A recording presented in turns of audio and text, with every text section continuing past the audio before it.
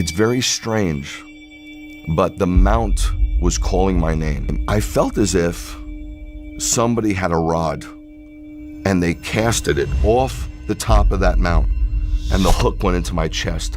And I get up to the mountain, and I got out of the car, and I ran to this covering, and there was a plaque, and it said the Basilica to the Transfiguration.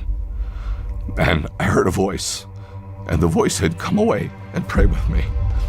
But I didn't know how to pray.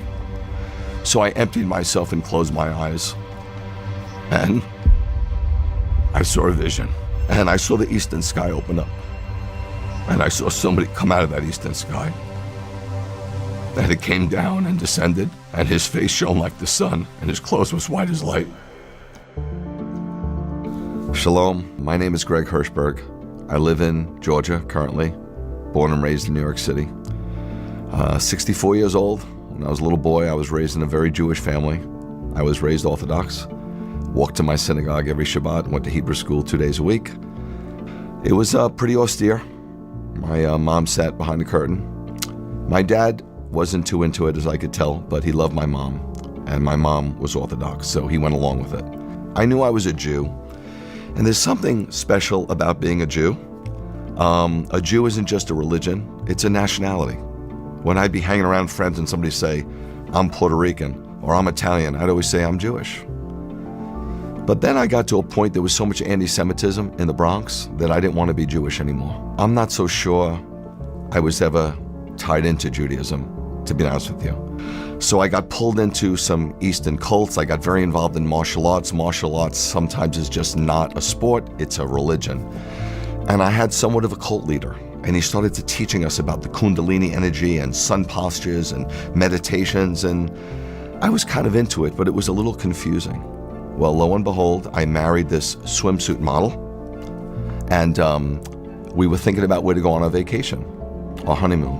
And this cult leader, if you will, and I don't know what else to call him because it was a cult, he said, "You need to go to Israel." And he was so influential in my life, such a powerful influence, that I thought, Israel? I'm thinking Jamaica. I'm thinking on the beach. To be honest with you, I'm thinking about partying and getting high and just laying out. I'm not thinking Israel. I had no desire to go to Israel, but there was such a pull on my life. This is hard for you to believe, but the next day I was on the train going to work, going to Manhattan, and I sat next to somebody who I never saw before, and they said, "Have you ever thought about going to Israel?" So I'm not the sharpest tool in the shed, but I'm no bowling ball either. So I decided maybe I should go to Israel. But I was so convinced that I was going to have a lousy time in Israel that I put a week of the Greek Isles on the back end of the trip. We go to Israel, my wife and I at the time, right? Get married, go to Israel, leave New York City on an El Al flight, get into Ben Gurion Airport, and we immediately take a flight to Eilat. I was scuba diving in the Red Sea. We were water skiing on top of the Red Sea. We were going out to restaurants, partying, dancing, having a great time.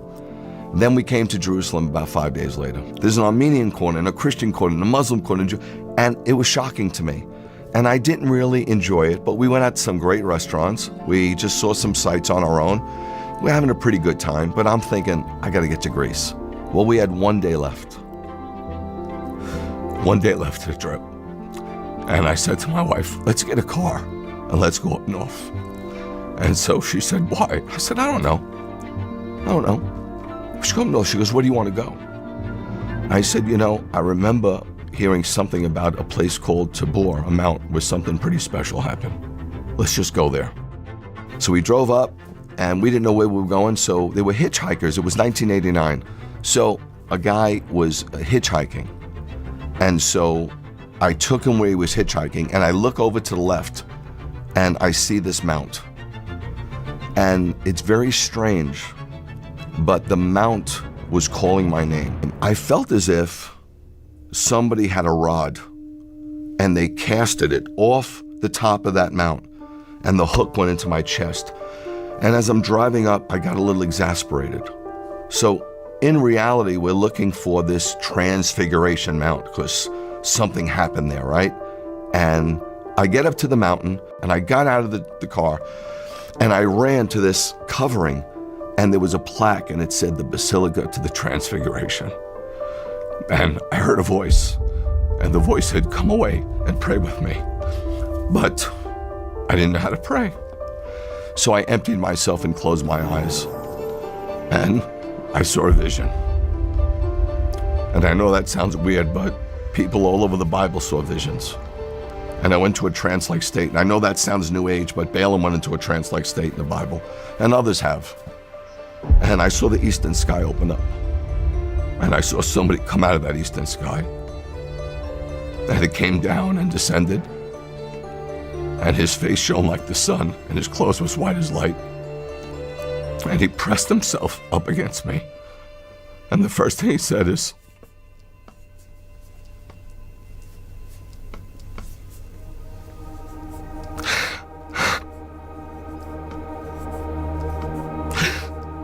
I love you. And I remember crying for a really long time. My wife says maybe it was about 20 minutes. And I looked back and it wasn't tears of joy and it wasn't tears of pain.